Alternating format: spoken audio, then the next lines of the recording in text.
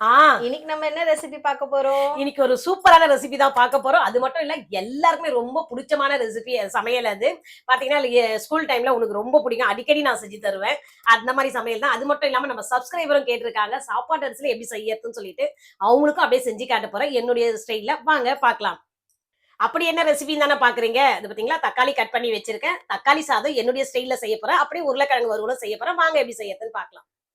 இந்த தக்காளி சாதம் செய்யறதுக்கு பாத்தீங்கன்னா ஃபர்ஸ்ட் அரிசி எடுத்திருக்கேன். அப்ப அரிசியை வந்து ஒரு 1/4 மணி நேரத்துக்கு நான் ஊற வச்சிருக்கேன். பாத்தீங்களா, இது வந்து பாத்தீங்கன்னா சிவாஜி பிராண்ட் பொன்னி புழுங்கல் அரிசி தான் எடுத்திருக்கேன்.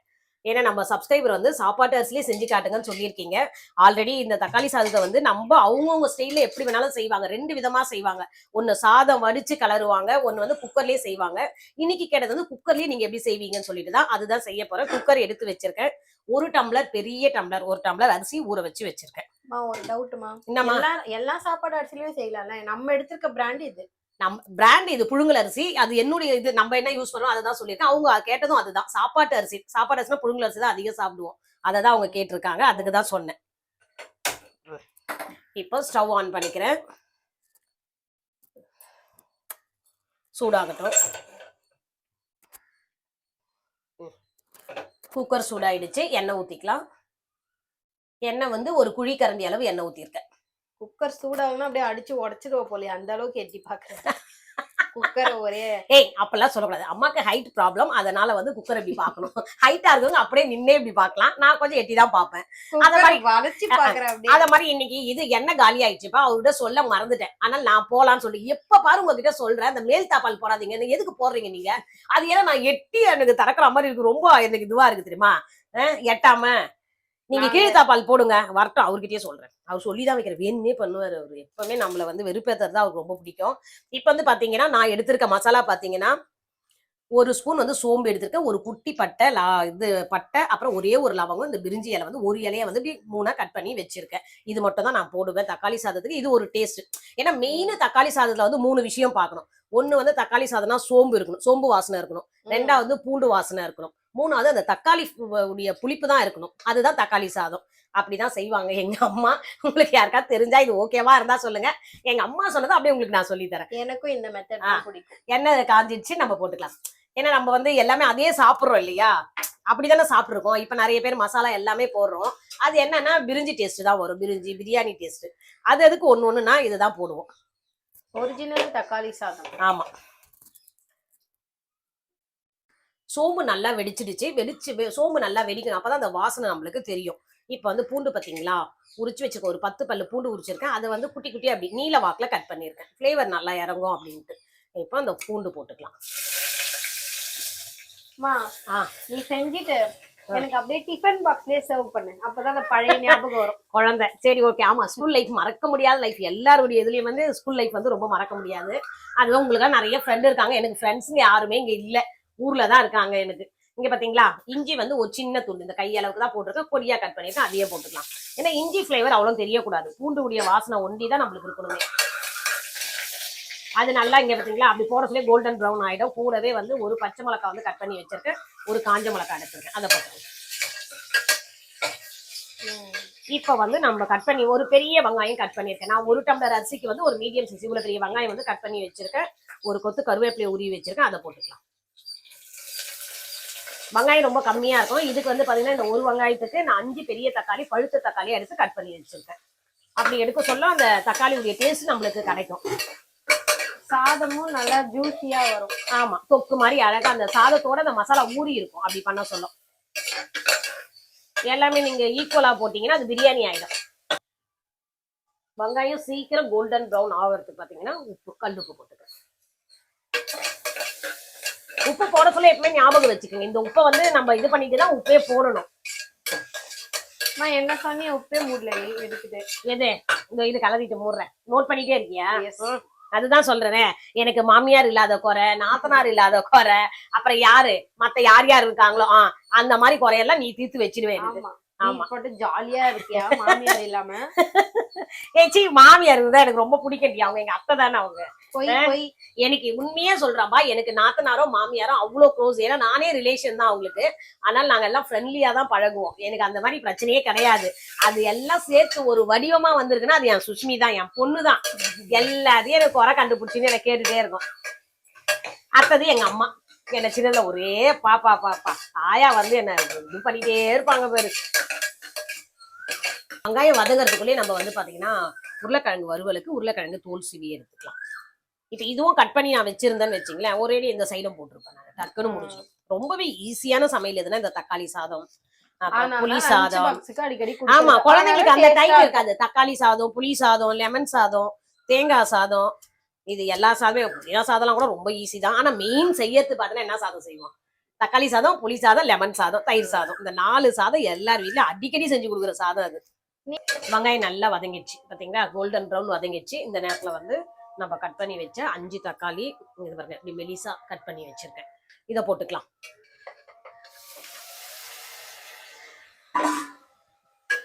போட்டு நல்லா கலரி விடணும். தக்காளி வந்து நல்லா குழஞ்சி வரணும், அது வரைக்கும் வதக்கணும். கீழே போட்டதை இப்ப கழுவி போடணும். போடலாம் தான் பார்த்தேன். சரி அதுவா விழுந்ததா, சரி சாமிக்கு வச்ச மாதிரி வச்சுட்டேன் அந்த ஸ்டவ் மேல. இந்த இது கொஞ்சம் உப்பு, அவ்வளவுதான். நம்ம உப்பு கரெக்டா இருக்கும்னு நினைக்கிறேன். 1 டம்ளர் அரிசி. இப்ப தக்காளி வதங்கவும் உப்பு போட்டுட்டேன். அப்புறம் டேஸ்ட் பார்த்துட்டு வேணா போட்டுக்கலாம். இந்த அளவுக்கு உப்பு வந்து கரெக்டா இருக்கும் இது செய்யறதுக்கு. தக்காளி வதங்கினது இப்ப மசாலா போடணுமாமா?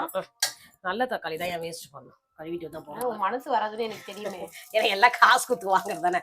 இதுவே எல்லாமே இதுல தாண்டி விளையுது. அப்புறம் என்னடி இதெல்லாம் ஒரு கதை உனக்கு. தக்காளி வதங்கறதுக்குள்ளேயும் இந்த சைடு வந்து உருளைக்கிழங்கும் வறுத்து எடுத்துக்கலாம். அதுக்கு குட்டி குட்டியா கட் பண்ணி வச்சிருக்கேன் உருளைக்கிழங்கு. இந்த மாதிரி ஷேப்ல கட் பண்ணிருக்கேன், சீக்கிரமா வெந்துடும் அப்படின்ட்டு. இப்ப வர உருளைக்கிழங்குமே அப்படிதான் இருக்கு, வேகாம இருக்கு. அதுக்கப்புறம் நம்ம பார்த்து இந்த மண்ணு மாதிரி இருக்கிற உருளைக்கிழங்கு கொஞ்சம் நல்லா இருக்கு. மண்ணே இல்லாம பிளைனா ஷைனிங்கா இருக்க உருளைக்கிழங்கு வந்து பாத்தீங்கன்னா ஒரே தித்திப்பா இருக்கு. அது இந்த வெயில்னால இப்படிதான் வரும் போல இருக்கு. அது பார்த்து நீங்க வாங்கிருக்கீங்களா என்னன்னு சொல்லுங்க. அந்த கடைக்காரர் கேட்டது, அதுக்கு சொன்னாரு அவரு, மண்ணு மாதிரி இருந்தா அது கிழங்கு வந்து நல்லா இருக்குமா, நல்லா நீங்க ஷைனிங்கா பார்த்து எடுக்கிறீங்க, அது வந்து பாத்தீங்கன்னா தித்திப்பா இருக்கும்னு. அது உண்மையா என்னன்னு நீங்க தெரிஞ்சா சொல்லுங்க. உருளைக்கிழங்கு வாங்குவது எப்படி எப்படி அது தெரிஞ்சாலும் சொல்லுங்க. உருளைக்கிழங்கு வாங்குவது எப்படின்னா, இப்ப நம்ம கீழே போயிட்டு நம்ம இது விவசாயி கிட்ட வாங்கினாதான் நல்லா இருக்கும். அவங்கதான் சூப்பரா வந்து பதப்படுத்தி அதை வந்து விளைய வச்சு தருவாங்க. நல்லா பக்குவமா உரலாம் போட்டு, அதுதான் நல்லா இருக்கும். வறுவல்ன்றதால கொஞ்சம் எண்ணெய் வந்து எக்ஸ்ட்ரா தான் ஊத்திக்கணும், அப்பதான் நல்லா இருக்கும். எண்ணெயிலே அது ஃப்ரை ஆகும். கடுகு சீரகம் அவ்வளவுதான். என்னது இது வந்து ஏன் இந்த சைடு மாத்தி வைக்கிற நீ எடுத்தா? நான் எப்பவுமே இந்த பக்கம் கடுகு இந்த சீரகம் அது மெயின், அதுக்கப்புறம் நான் மஞ்சள் அப்படி வைப்பேன். ஒளிஞ்சா இருக்கு, ஒளிஞ்சி அப்படின்னு இல்லை, என் கை ஃபர்ஸ்ட் போனோடனே இப்படிதான் கடுகதான் தேடும். இங்கதான் ஃபர்ஸ்ட் இடத்துல கடுகு. அதெல்லாம் அதுதான் அவங்கவுங்க கிச்சன் அவங்கவுங்க ஸ்டைல்ல வச்சிருப்பாங்க, புரியுதா? கிச்சன்ல யாரையும் விட மாட்டாங்கன்றது காரணமே இதுதான். ஓகே மாலா. மாலாமான்னு சொல்லு. என்ன மாலா? மாலாதான் சொல்றேன். கடுகு பொரிஞ்சிச்சு, கடுகு போட்டேன். கொஞ்சம் சீரகம் போட்டு, சீரகமும் பொரிஞ்சிச்சு. இப்ப வந்து உருளைக்கிழங்கு போட்டுக்கலாம். இதெல்லாம் அப்படியே பேசிட்டே இருக்குள்ள செஞ்சிடறோம்னு சொல்றேன், அது உண்மைதான். டக்கு டக்குன்னு ஆயிடும் அப்படியே இந்த சமையல்லாம். இப்ப இது வந்து எண்ணெயில நல்லா எல்லா உருளைக்கிழங்கும் எண்ணெயிலேயே படுற அளவு கலரி விட்டுட்டு, அதுக்கப்புறம் மஞ்சத்தூள், உப்பு, குழம்பு மிளகாய் தூள். ஓகே, சிம்பிள் ப்ராசஸ், ஆனா டேஸ்ட் அவ்வளவு நல்லா இருக்கும். இது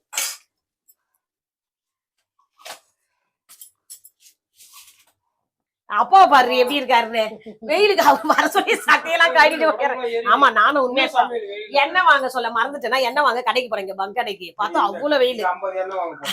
ஆமா, நாங்க செலவு பண்ணோம்ல, இதெல்லாம் நீங்க தான் வாங்கி தரணும். அதான் தக்காளி சாதம் உருளைக்கிழங்கு வறுவல் பண்றேன். தயிரும் இருக்கு, தயிரும் சாப்பிடலாம் நீங்க. சரி கொஞ்சம் ரெஸ்ட் எடுங்க, அவ்வளவுதான் முடிஞ்சிடும். என்னன்னே தெரியல, போக மாட்டேன் இந்த வெயில. இப்ப உருளைக்கிழங்கு எண்ணெயிலேயே நல்லா வதங்கிடுச்சு. இந்த நேரத்துல பாத்தீங்கன்னா ஒரு 2 பல்லு பூண்டு இடிச்சு வச்சிருக்கேன், தோலோடைய. ஒரு கொத்து கருவேப்பிலை எடுத்திருக்கேன், போட்டுக்கலாம். கூடவே வந்து மஞ்சத்தூள், குழம்பு மிளகாத்தூள்,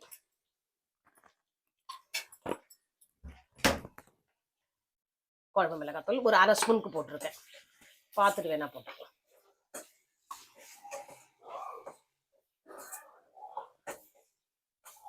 இப்போ வந்து கூடவே வந்து உப்பும் இதுக்கு தேவையான அளவு உப்பும் போட்டுக்கணும். எல்லாம் ஒண்ணா சேர்ந்து எண்ணெயிலேயே வறுபட சொல்லதான் காரம் அந்த உருளைக்கிழங்குல மசாலா எல்லாம் ஊறி நல்லா இருக்கும் சாப்பிட்றதுக்கு. தேவையான அளவு உப்பு போட்டுக்கலாம்ப்பா. தக்காளி நல்லா பார்த்தீங்களா குழஞ்சி வந்திருக்கு. இப்படி இருந்தால் தான் நல்லா இருக்கும் சாப்பாட்டுக்கு. இப்போ இந்த நேரத்துக்கு வந்து காரத்துக்கு என்ன தேவையோ போட்டுக்கலாம். காரத்துக்கு குழம்பு மிளகாத்தூளும் மஞ்சத்தூளும் போட்டுக்க போறேன். ஒரு சின்ன ஸ்பூன்ல 1 ஸ்பூன் வந்து மஞ்சத்தூள். ஆல்ரெடியே பச்சை மிளகாவும் போட்டிருக்கோம், காஞ்ச மிளகாவும் போட்டிருக்கோம். காரத்துக்கு ஏற்ற மாதிரி இந்த ஸ்பூன்ல வந்து போட்டால் கரெக்டாக இருக்கும். ஒரு 1/2 ஸ்பூனுக்கு போட்டிருக்கேன். உங்களுக்கு காரம் வேணும்னா எடுத்துக்கோங்க, இல்லைன்னா வேணான்ற இன்னொரு 1/4 ஸ்பூன் போட்டுக்குங்க, போதும். காரம் கரெக்டாக இருக்கும். நம்ம குழம்பு மிளகாத்தூளுடைய பச்சை வாசனை போய் இது பார்த்தீங்களா எண்ணெய் பிரிஞ்சு வரும். அப்படி எல்லாம் மசாலா ஒன்னா செட் ஆயிடுச்சு. இந்த நேரத்தில் வந்து ஊற வச்ச அரிசியை வந்து தண்ணியை வடிச்சிட்டு போட்டுக்கலாம்.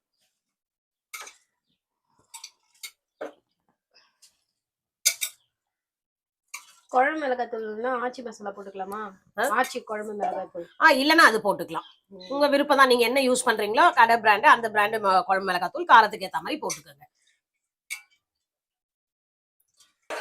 இப்ப வந்து இந்த மசாலாவும் அரிசியும் எல்லாம் ஒன்னா மிக்ஸ் ஆகணும். அது வரைக்கும் கலரி விட்டுட்டு இந்த பாத்தீங்கன்னா இந்த டம்ளர்ல தான்ப்பா நான் அரிசி எடுத்தேன். இந்த பாருங்க, இந்த பெரிய டம்ளர்ல தான் 1 டம்ளர் ஃபுல்லா அரிசி எடுத்திருக்கேன். இதுல வந்து 2 டம்ளர் தண்ணி ஊத்தணும்.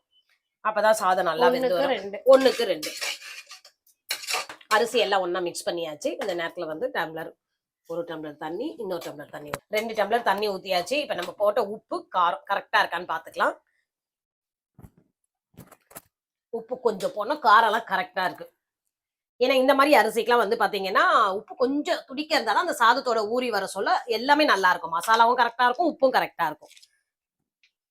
கொஞ்சம் உப்பு அப்படியே நம்ம தண்ணியை வந்து வாயில வைக்க சொல்ல கொஞ்சம் கரிக்கிற மாதிரி இருக்கும். அப்படி இருந்ததுன்னா கரெக்டா இருக்கும் அரிசியோட. இப்ப இதை மூடிய போட்டு அதேதான் 2 விசில் விட்டு ஆஃப் பண்ணி விட்டுணும். ஸ்டீம் இறங்கின பிறகுதான் ஓபன் பண்ணி பார்க்கணும். கரெக்டா இருக்கும் பக்குவம். 2 விசில் வந்து ஸ்டீம்லாம் போயிடுச்சு. இப்ப ஓபன் பண்ணி பார்த்துக்கலாம். எடுத்துட்டு எப்படி வந்திருக்கு நம்ம தக்காளி சாதம் சொல்லிட்டு நம்ம செஞ்ச தக்காளி சாதம். திறக்க சொல்லி எவ்வளவு வாசனை பத்தியா? திறக்க சொல்லி அருமை. இப்ப கலரி பார்க்கலாம். ஆஹா, எடுக்க சொல்லி நல்லா இருக்கு. இங்க பாத்தீங்களா? இப்படி இப்ப வந்து இந்த தக்காளி சாதம் இப்படி சாப்பிட்டாலே டேஸ்டா இருக்கும். இன்னும் சூப்பர் டேஸ்ட் வர்றதுக்கு என்ன பண்ண 1 ஸ்பூன் நெய் ஊத்திக்கலாம். நெய் ஊத்தி இப்ப கொத்தமல்லி போட்டு நல்லா கலரிட்டு காட்டுறேன். பொடியா நறுக்கி வச்ச கொத்தமல்லி. சாதம் பார்த்தீங்களா அடி பிடிக்காம எப்படி வந்திருக்கு. இதான் 2 விசில் விட்டுட்டு ஆஃப் பண்ணி விட்டுடணும். சூப்பரான தக்காளி சாதம் ரெடி. இன்னும் கொஞ்ச நேரம் விட்டா சாதமும் இன்னும் நல்லா உதிரி உதிரியா ஆயிடும். இப்படி சாப்பிட சொல்ல இன்னும் டேஸ்ட் நல்லா இருக்கும். அப்படியே அவ்வளவுதான். இந்த சாதம் வந்து இவ்வளவு சிம்பிளா சூப்பரா செஞ்சு முடிச்சேன். டேஸ்டும் நல்லா அல்டிமேட்டா இருக்கும். அப்படியே கூடவே வந்து உருளைக்கிழங்கு வறுவலும் செஞ்சாச்சு. அதுவும் ரெடி ஆயிடுச்சுப்பா. உருளைக்கிழங்கு வறுவலும் சூப்பரா ரெடி ஆயிருக்கு. ரொம்ப ஈஸியா டேஸ்டா அந்த தக்காளி சாதம் சொல்லி கொடுத்துருக்கேன். செஞ்சு பார்த்துட்டு எப்படி இருக்குன்னு கமெண்ட்ல சொல்லுங்க. இதோட இந்த வீடியோ முடியுது. நெக்ஸ்ட் வீடியோல பார்க்கலாம். அப்படியே வீடியோக்கு லைக் பண்ணுங்க, ஷேர் பண்ணுங்க, சப்ஸ்கிரைப் பண்ணுங்க. நெக்ஸ்ட் என்ன ரெசிபி வேணும்னு கமெண்ட்ல சொல்லுங்க. அது மாதிரி புதுசா பாக்குறவங்க சேனலை சப்ஸ்கிரைப் பண்ணிட்டு பாருங்க. நெக்ஸ்ட் வீடியோல பார்க்கலாம். பாய்.